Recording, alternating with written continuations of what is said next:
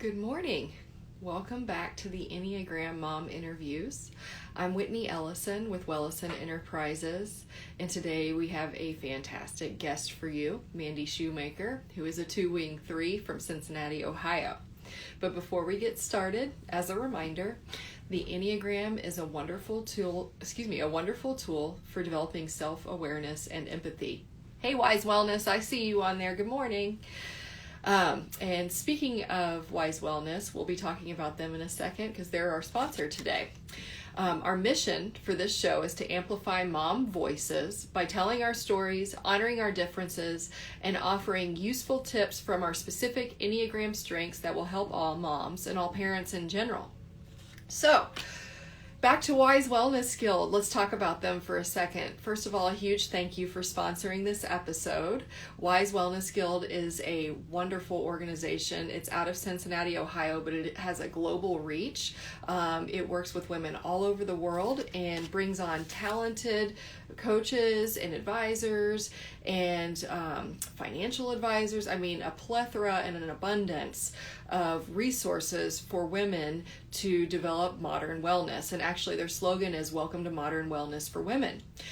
Right now they are running an offer where you can get your first month of membership for free. Memberships range from $6 up, and for $6 you can access all of these resources and learn more about what Wise Wellness Guild has to offer. So it's a very exciting organization. It is made for modern wellness for women people that identify as women. It's open and loving of everyone, accepting of everyone. So again, access your first month of membership for free with the discount code Month of Wellness, and that's for the $6 membership.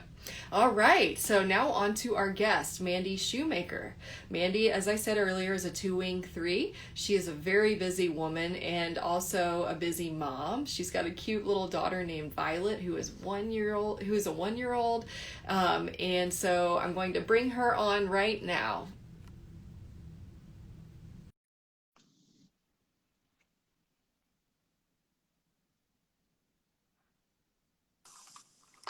Good morning. Good morning. How are you? It's wonderful to see you. Oh, it's so nice to see you too, Whitney. I'm not very technologically savvy, so when I was setting this up this morning, I was like moving around this room looking at places, and I thought, this is the best you're gonna get. Listen, you got a great background. I see books, so. Well, it's the only part of this room that's organized, so Well, full transparency. with small children, to have any part of a room organized is an achievement in and of itself. Yes, I agree. My big diet Pepsi here, I know you probably remember that from law school. I'm Yes. like, at it. Like one of my few friends that drinks Pepsi products. So I just want to check with you. Is the reception okay for you? Can you hear me okay? Yes. Okay. Yes, Great. All right. Well, let's get started. I would just love for you to share with our audience a little bit about you, who you are, what you're up to these days, all of the good stuff. Okay, this is the hard interview question, where you have to boil down everything from the past 37 years into what do people actually care about, which is so much less than you think in your mind. So, listen, people are watching because they want to know you. So you tell what you want to tell and feel good about it. Okay. Well, I am a law school grad that does not practice.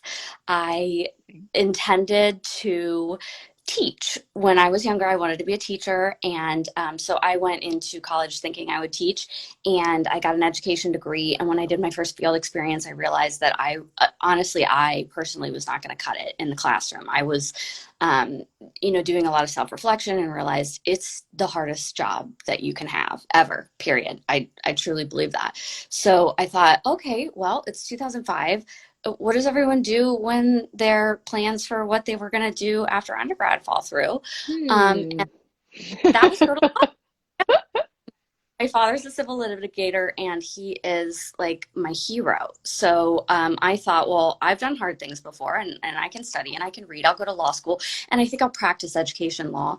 And once I got to law school and realized what it was really about, and my true personality as being risk averse and conflict averse and so many other things that were going to create a challenge for me. I'm not going to say they didn't pair well with law, because I think there are a lot of people who practice who are very similar to me, and kudos. Sure.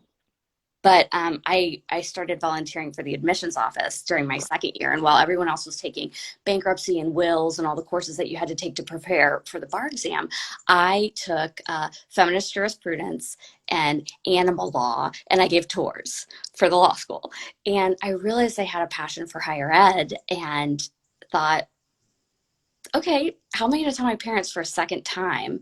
There's the two coming out. Like, how am I going to tell my parents? Not, I'm going to make my own decision for myself.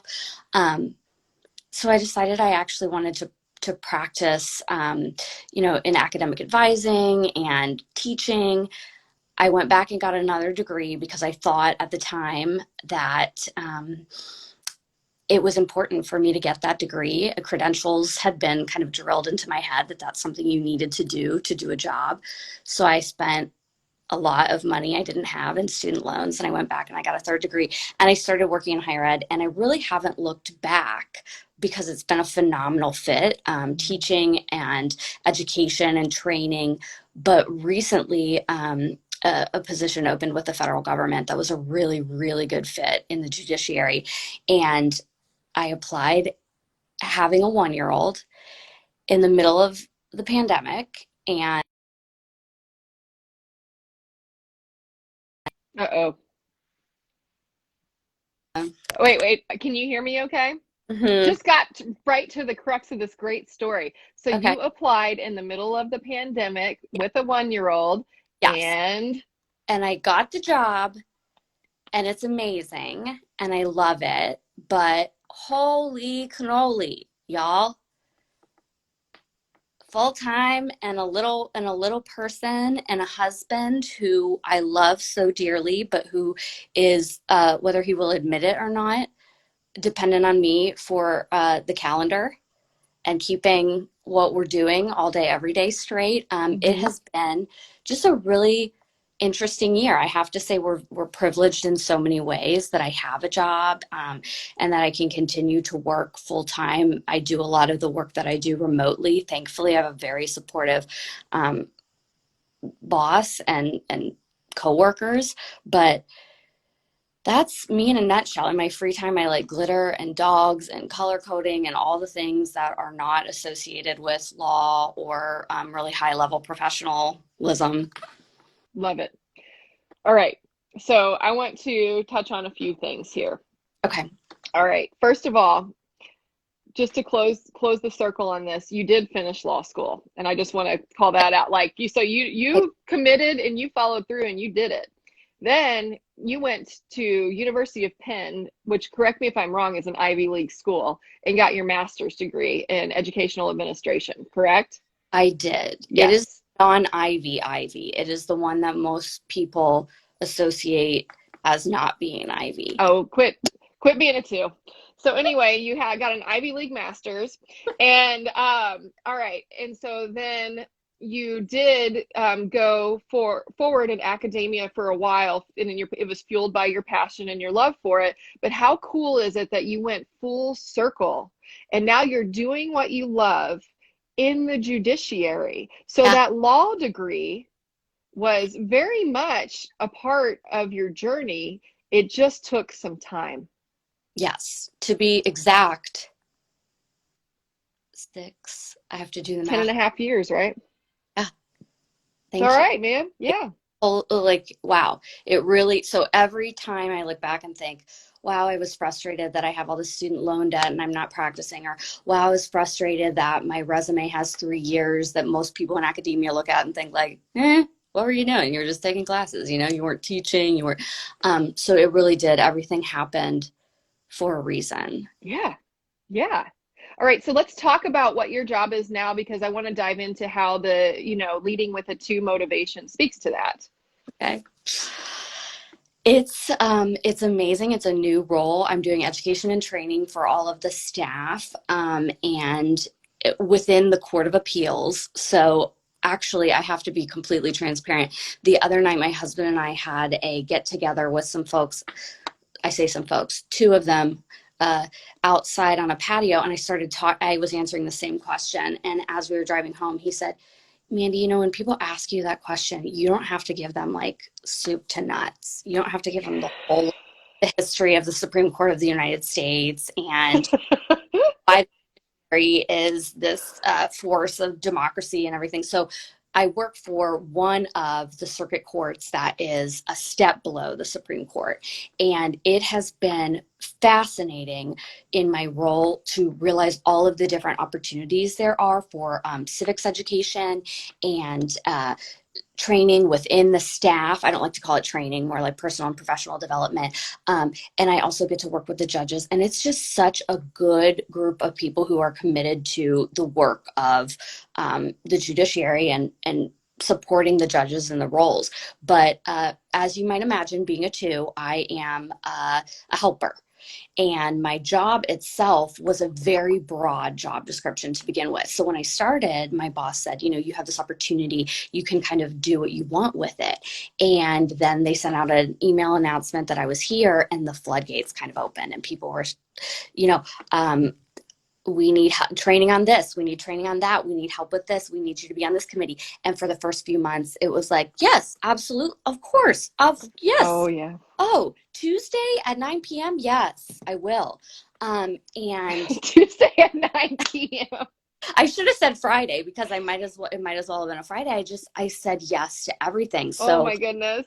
I've learned over my life, I'll be 38 next year, but I've learned over my life that I really do have to take like a physical hard pause before I say yes to something, and take a deep breath and synthesize the information in my brain and do the math as to whether or not I physically have the capability to do it. That's prong one. And then prong two is, do I want to? Do I need to? Do I have to? That's And crucial. it shows up at work all day, as at home and with friends. But thanks to you and some other folks that have really helped me do some really intensive personal reflection. It's getting back. Oh my gosh, Mandy, I'm so proud of you for just articulating the boundary step that you're taking as a two, which if you're a two and you're watching this is what I'm talking about. This is what the power of the Enneagram does, is it develops that self-awareness, so you realize why you're doing what you're doing. And it can be so responsive for a two just to say yes and overextend themselves, and then find themselves so painfully overextended that they're resentful, hurting, Yeah.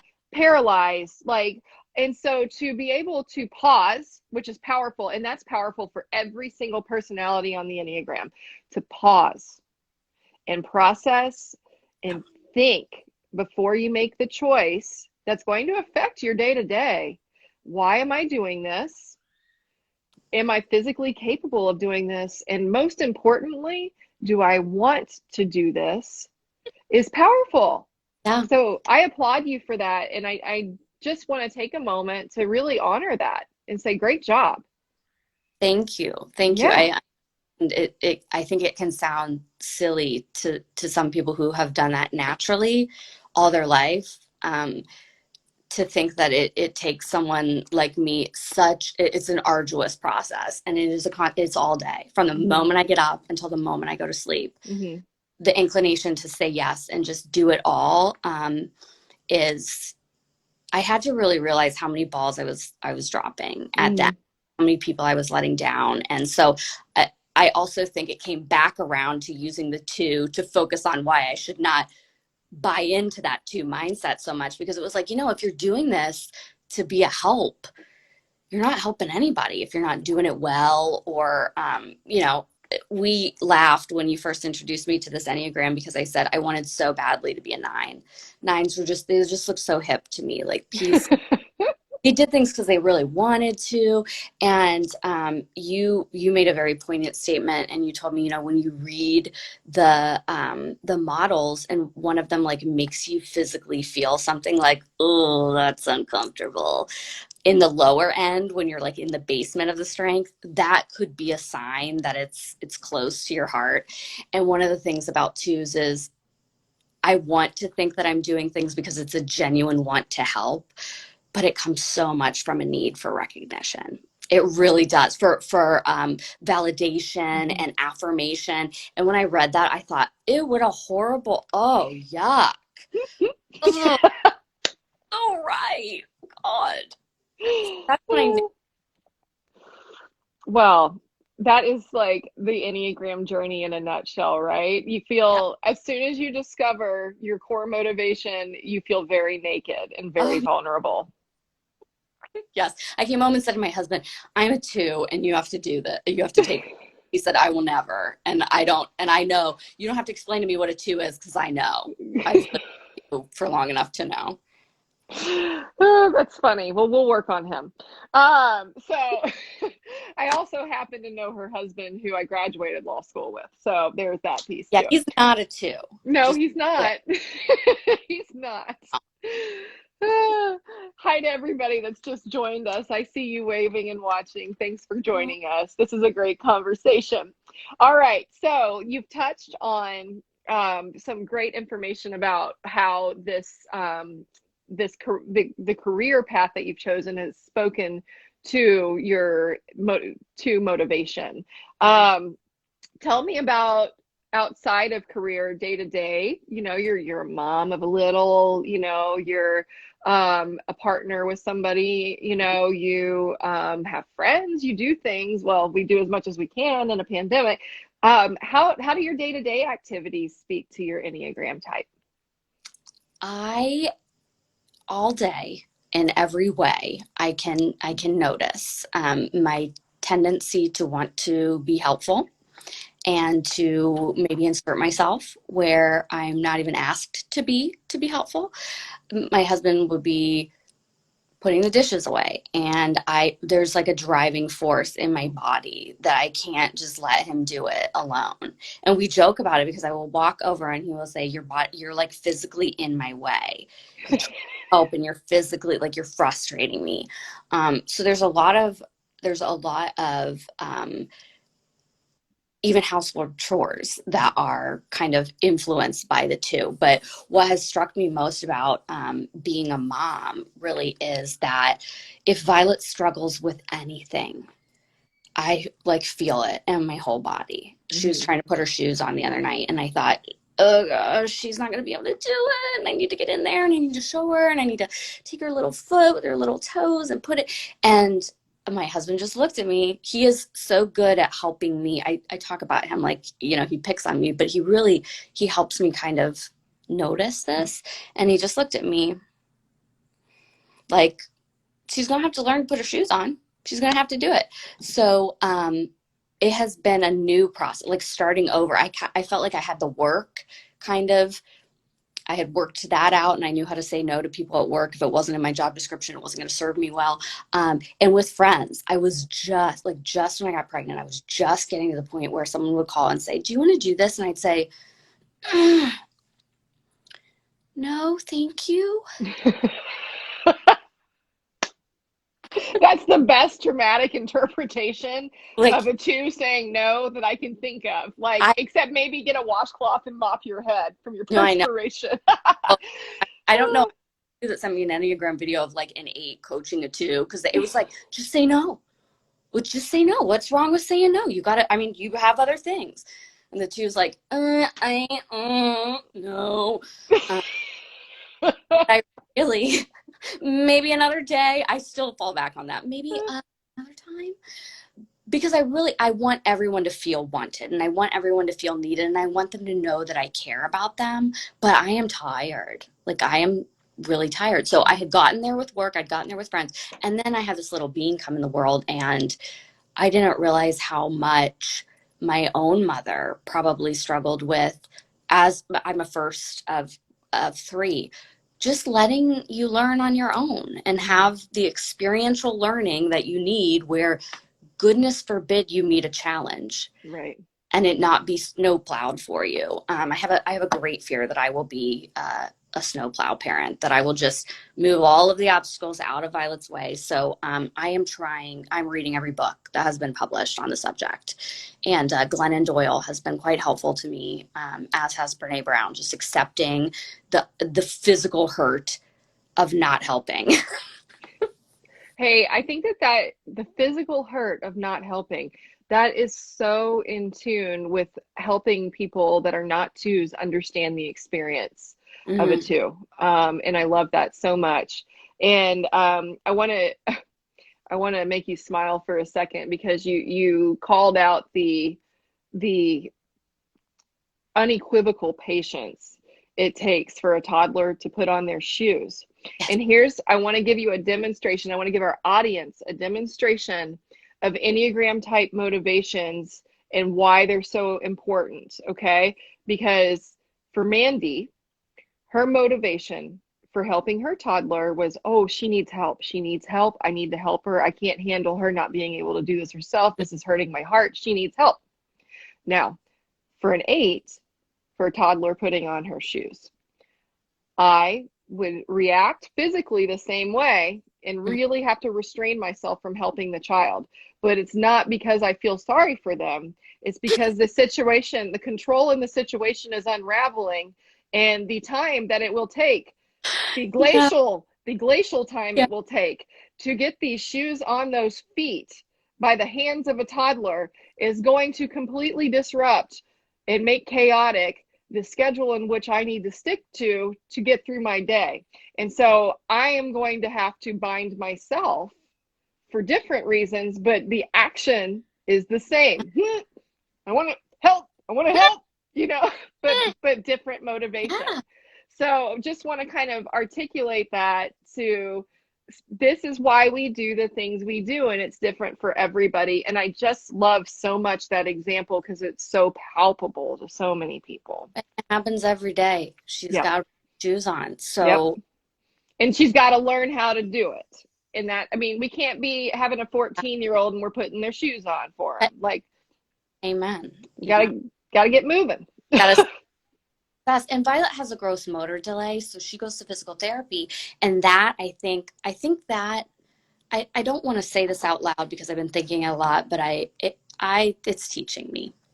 Mhm. There's a reason that my daughter struggles physically with things twice as much as other children, because I have to have the patience to step back and let her do it. Otherwise, she literally will not develop bodily the skills that she needs. And so the physical therapist is my therapist. My therapist is my therapist. My husband is my unlicensed, potentially problematic therapist. My friends are my therapist. You are my therapist. You know, it's a collective to talk to other people. I was listening to one of these interviews you did earlier with the two, and everything that she was saying, it just really, it like hit my heart. And I thought, I need to talk to these people. Mhm. These Yeah. are my people. Like, I need to talk to twos about what it's like to be a mom, because it can help normalize some of the feelings that you have about Yeah. with everything. So powerful. And for you to say she's teaching you, right? Like you're teaching her how to physically operate, but she's teaching you how to mentally operate. That's Absolutely. And pretty amazing. I'll need it for the rest of my life. You know, I have something to learn from every single person I come into contact with. And how ironic that my almost 2-year-old is like the greatest teacher of all time. Yep. I Unintentional. feel you. Screams a lot. So there's a, Oh my God. Yeah, I get it. Yeah, no, I have a 1-year-old teacher in there. oh, She's the meanest teacher I've ever had. very strict. Very, She's the cutest too. she knows you need to be regimented with. That's Get right. on it. And she's a screamer. I'm going to have hearing problems at an early age because of her. She makes my eyes rattle around in my head. That and the rap music I listened to very loud in law school. Yes. Amen. Amen to that. Okay. So, all right. So your types or all types motivations, if you've had a pretty standard childhood where not as disrupted, let's say born more of a privileged childhood, typically the data would indicate, well, there's not really data, but typically the patterns would indicate that in childhood, our motivations are developed between the ages of 8 and 13. Mm-hmm. And so I would love for you, to the extent that you're comfortable, to talk about childhood circumstances or specifics that led you to developing this motivation of a two, which is to be needed, because in a two's mind, when they haven't done the work, to be needed is the path to love. Mhm. So how did you develop this motivation? Have you been able to identify that? Somewhat, I think it Hmm. comes from a lot of places, but school was a big motivator for me. I am not, I don't know how this will be perceived by an audience, but I am not naturally intellectual. It takes me a long time to synthesize information and um, to do well in school. But when I did well in school, and because I was nice, I think I was always encouraged to help other students. Not I wasn't, the student who scored the highest on the test and would be the best tutor, but I was, when we were younger, people would say, "Oh, you want to read? Read with Mandy. Mandy will be inclusive, and Mandy will be Hmm. helpful. Mandy will be helpful. Mandy's so helpful. You are helpful, helpful, helpful." And I just heard the word over and over and over. Mandy is so nice, nice, kind, helpful. And it started to become me. I Hmm. wasn't really Mandy. I was just, it sounds sad to say, but I was helpful. And so when I started to, like, in middle school, the age you're talking about, where it's like, 12, 13. Gosh, I'm trying to do them. I think age 7 is second grade. What can you tell? I Yeah, don't, my I mean, I middle, get it. Yeah. like elementary, middle school, where I wanted to say yes to everyone because I thought that acceptance for me wasn't necessarily going to be grades, and it wasn't necessarily going to be athletics. I was looking at all these extrinsic things to find worth, Hmm. and I found kindness and helpfulness. And it was reinforced over, it Hmm. is. When you're in a Hmm. classroom and someone says, "These students are talking and disruptive, and this student is so helpful," and what's the other word they would use? Like a dutiful. She's Hmm. very directions really well. She listens. She's not disruptive. And I thought, how many times in class did I have a question I didn't ask? How many times did I help someone to the detriment of my own studies because I needed to spend more time on math and I was helping someone with reading.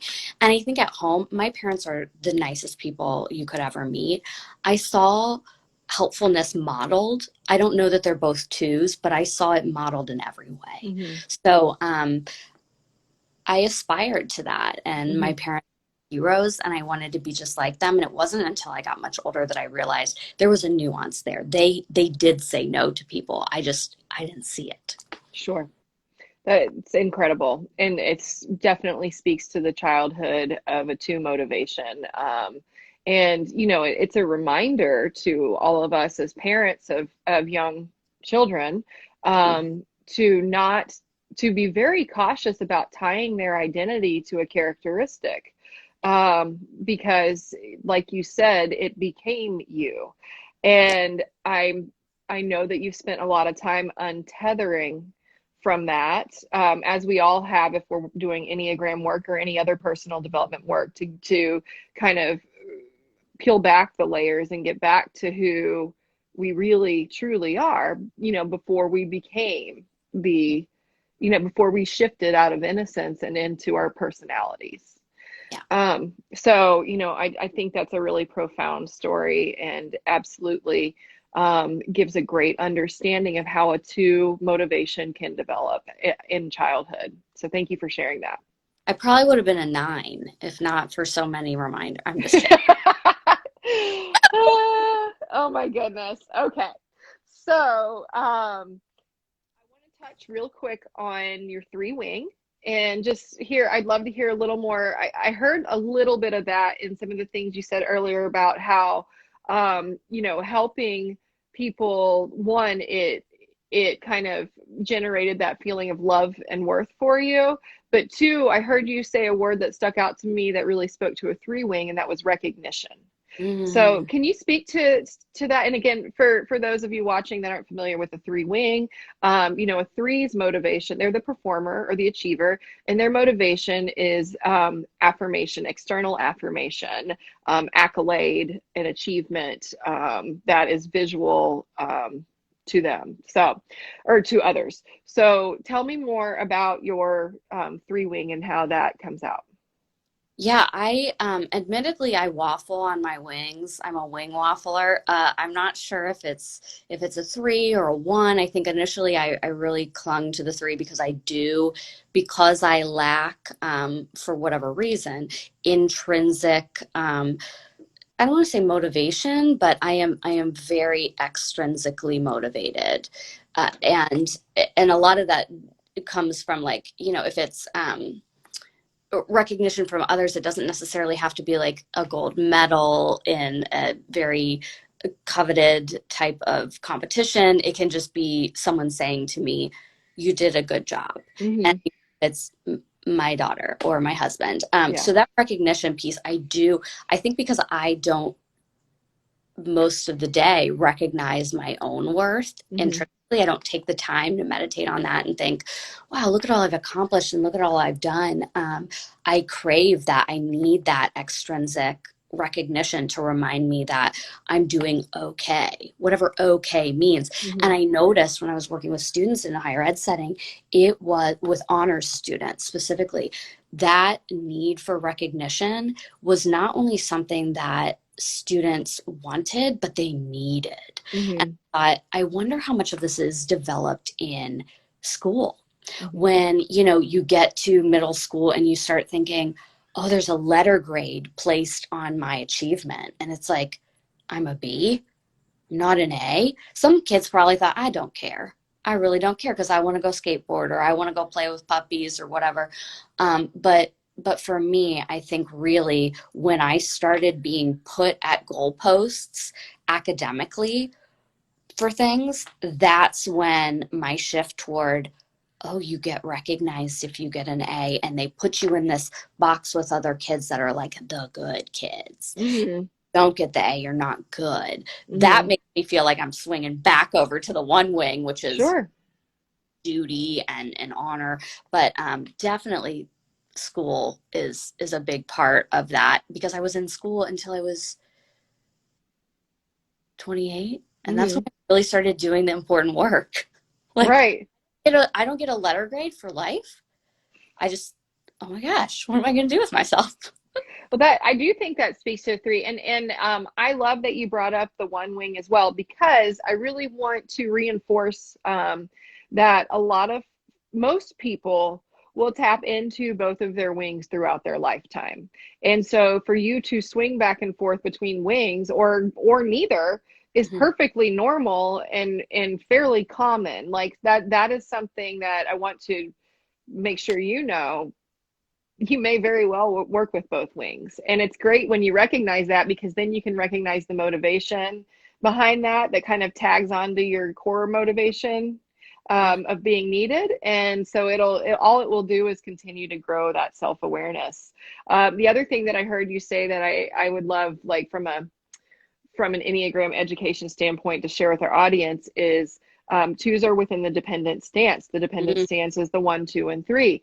And so that external validation, that external motivation that you speak of very much speaks to that dependent stance.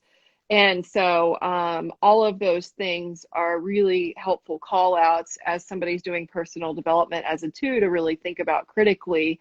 Um, Again, just so we develop that self awareness, which allows us to thoughtfully make choices that serve us and don't hurt us. And critique, I think, the educational, so I don't know if this will be a popular statement, but really critique the way that our system is set up to to suggest to children that they should be adjudicating their worth in any way based on, how quickly they can assess information on a Mm-hmm. test or something like Mm-hmm. that. It's just very, it worries me for Violet. I always say, I just want her to be happy. Mm-hmm. You say I want her to be nice. That's out the door now. I just want her to be happy. I want her to do well and be able to support herself, but I don't want her to feel like I felt in school and in all ways that I had to be all things to all people, because it wasn't physically possible. Yeah. So if I had really sat down with myself in the beginning and said, you're setting yourself up for failure, like if you look at it logistically, Mm-hmm. you like bring some levity to the situation. I think I would have been more aware of it. I think that's, well, first of all, that speaks to, one of the last questions we talk about, which is some suggestions or tips or help for parents that comes from a strength of yours. And I think that that's a huge, huge call out for us to exercise caution and making sure we're not tying our children's worth to a grade. Mm-hmm. Again, to your point, there are kids that speaks to their hearts, and there Mm-hmm. are kids that it really is neither here nor there. And it goes back to that dependent stance. If we are naturally inclined toward a specific stance, which in the Enneagram is divided into 3: aggressive, dependent, or withdrawing.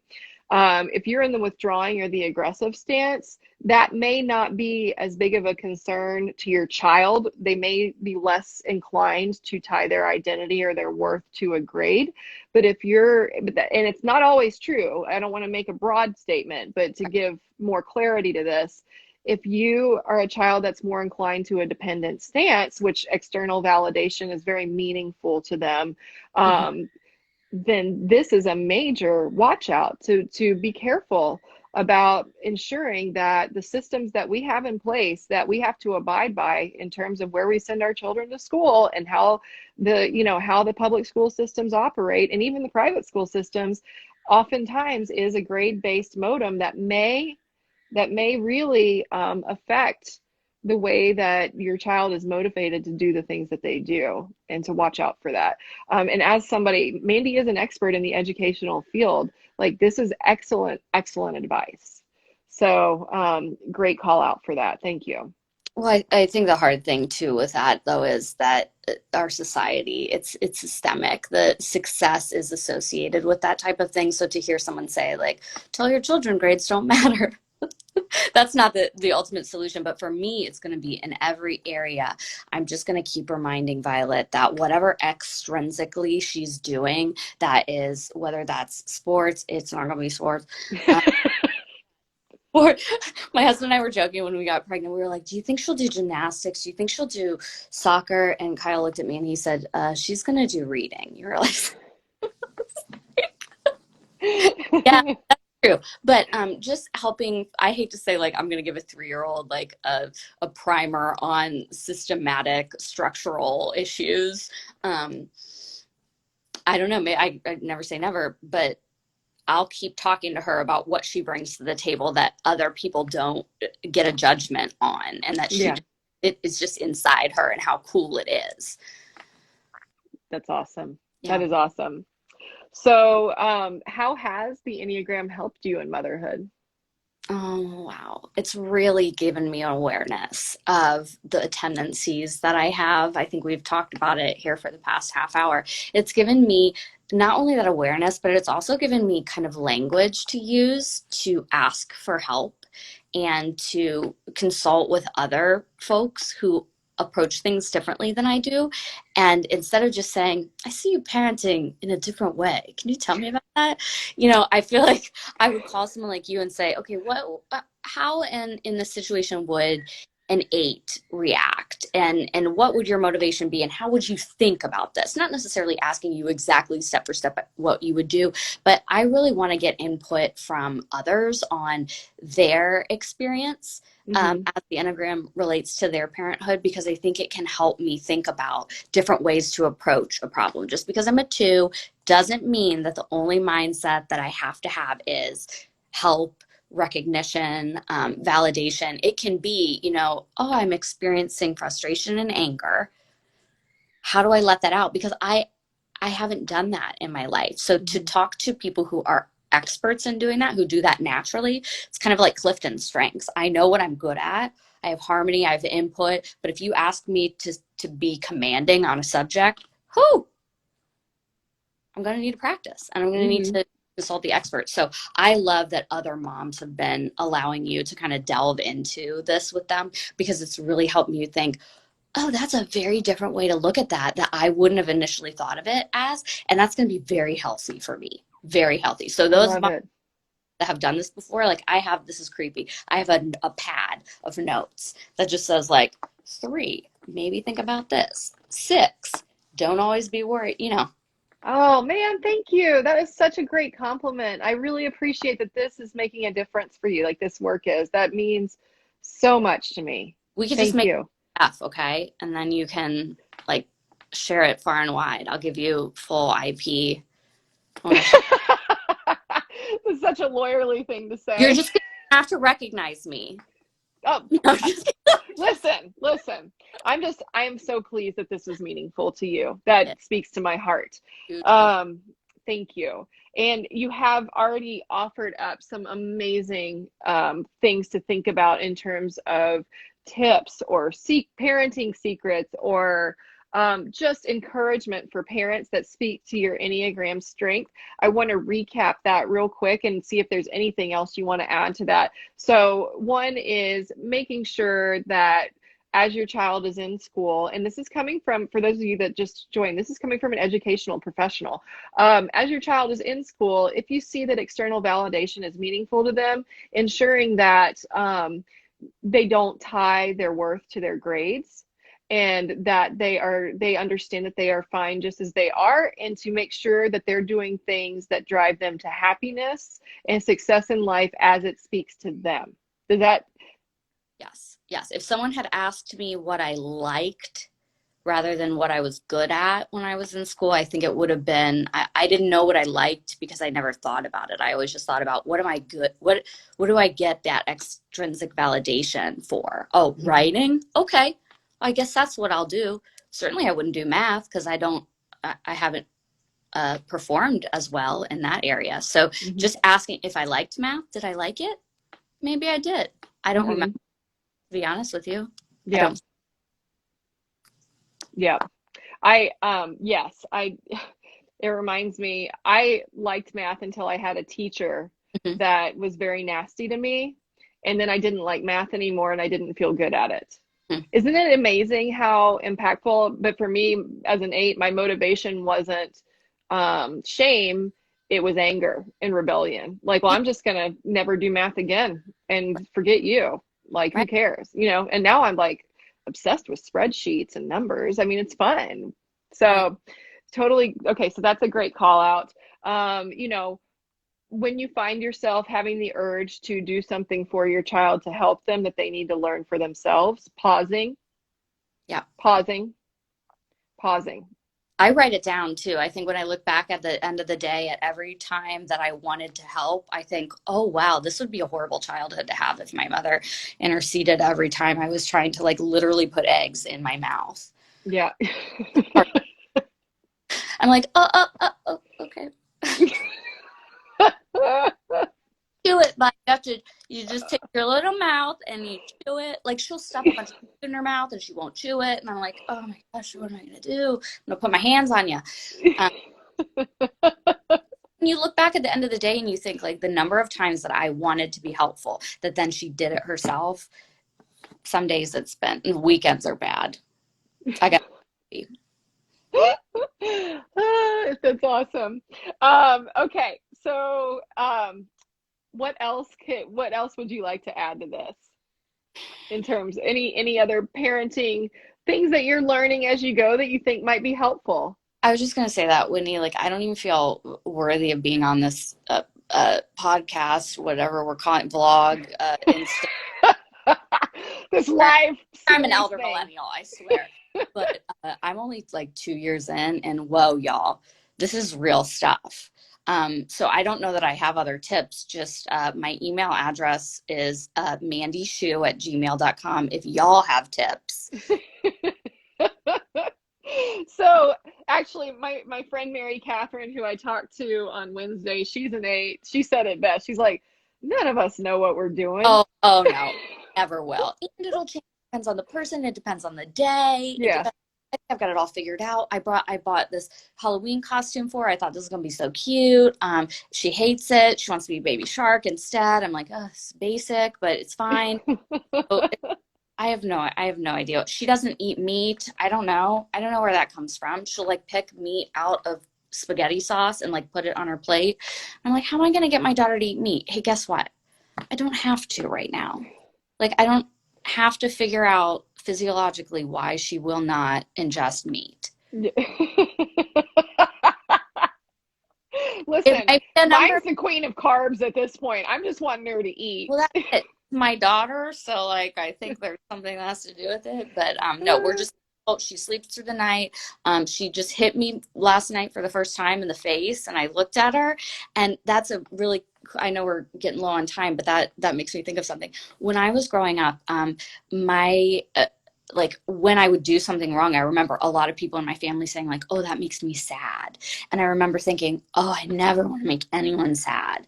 And I have tried so hard not to say that to Violet, because if she hits me and I say that makes me sad, we don't hit because that makes me sad, then that's what she associates the reason for not hitting with, is like, you don't want to disappoint your mom. No, it should be that like in the world, we don't hit. Period. It doesn't matter what your mom thinks. Like everyone collectively got together and decided we don't hit each other. So it's. Some days that's a hard thing. Oh my God, it's so hard, because really she did. She made me very sad. It hurt me. Yeah. And I have to think about some of the daycare things. They'll say like, food is not for throwing on the floor. It's for sitting on our tray. So instead of yelling like, oh, that makes me sad, or oh, that makes me frustrated, or mommy doesn't like that, I have to think, I don't want to tie her feelings to my approval of her behavior, because then she may never make her own decisions, and she may become. So that's hard. Man, that's great advice though. And it is hard. It's a discipline, and that is hard for every single personality on the Enneagram, because when you're assaulted, even if it's by a toddler, you make it about you. Like right. Lee tried to rip my face off like a chimp the other day, and she was mean as hell about it, and it made me mad. And I was like, I wanted to like hold her face and squeeze her lips and pull them out a little bit and give her a taste. I didn't, but I had to, fingers. Yeah, but I just like grabbed her hand and I said no, and I set her down and I didn't give her attention, and that's it. That's the rule. Like you can't pull people's faces off. Not reacting. Nope, you're not a chimpanzee. Amen. Yeah. So anyway, well, on that note, this was fantastic. Thank you. I could talk to you all day. I love our friendship. I appreciate you. I think you're just a magnificent human. I'm proud of you for finding this amazing role that serves you and who you are, for establishing boundaries, and doing great work, and as a mom and as a woman in this world, in this crazy ass COVID-laden world that is teaching us all the things right now. Thank you. Thank you for your time. Thank you. It's like you knew I needed my Friday morning validation here. Well, I'm here for you. So I appreciate you, Whitney. Thank you so much for doing this. And thanks to all the other moms who I've watched share like very personal details of their lives, because it's helpful to others, and in normalizing a lot of the way they feel. So thank you. Thanks. All right. Have a great day, a great weekend. Happy Halloween. All right. Yeah, you too. Okay. Take care. Bye. All right, everybody. Thank you so much for joining. What a wonderful interview. That was Mandy Shoemaker out of Ohio, 2-wing-3, mother of one, Violet, a cute little 1-year-old. So next week, I have a great woman who is an Enneagram 3. Her name is Patrice Johnson. She will be joining me Monday at 9 a.m. Eastern. I hope that you can join us so we can talk about her. She's actually very well versed in the Enneagram. I think we're going to learn a lot from from Patrice. Thank you again to Wise Wellness Guild for sponsoring this episode and the other episodes that you've sponsored. I so appreciate your support. I love being a partner with you. Wise Wellness Guild, welcome to Modern Wellness for Women. You can access your first month of $6 level membership for free using the code Month of Wellness. That will give you access to a plethora of modern wellness opportunities, virtual learnings, different healthcare advice options, financial advice and options, visibility to woman-owned businesses, you name it, Wise Wellness Guild offers it. So thank you again to them for their support. And I hope everybody has a wonderful weekend, a happy Halloween if you celebrate Halloween, and stay warm. I will see you on Monday. Bye.